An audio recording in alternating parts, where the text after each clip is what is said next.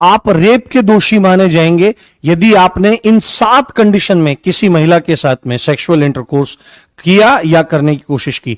पहले गंभीरता से बीएनएस की धारा 63 को समझिए, जो बलात्संग यानी रेप को परिभाषित करती है।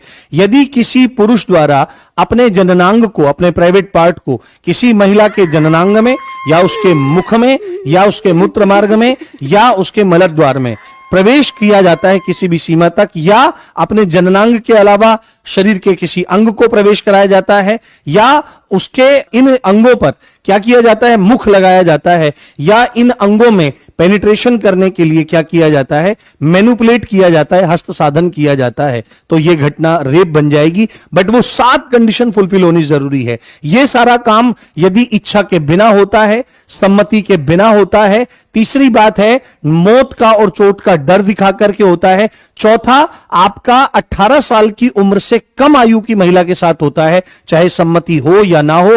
पांचवा, नशे और पागलपन की स्थिति वाली महिला के साथ होता है। छठवां, जब वह सम्मति देने में असमर्थ है तब होता है। और सातवां, यदि अगर महिला को यह विश्वास दिलाया गया है कि मैं तुम्हारा पति हूं, परंतु वास्तविकता में स्थिति नहीं है, शादी का झूठा झांसा देकर के काम किया जाता है, तो यह रेप कहलाता है। इसका दंड धारा 64 में बहुत गंभीर है, जिसको हम अगली धाराओं में, अगली वीडियोस में कवर करने का प्रयास करेंगे। परंतु आपको ध्यान रखना है कि इसका जिक्र आईपीसी में 375 में हुआ करता था और दंड 376 में होता था, परंतु बीएनएस में यह परिभाषा 63 में है और दंड 64 में है। आशा करता हूं आपको बहुत अच्छे से समझ में आ गई होगी ये धारा। यदि आ गई है तो वीडियो को लाइक करके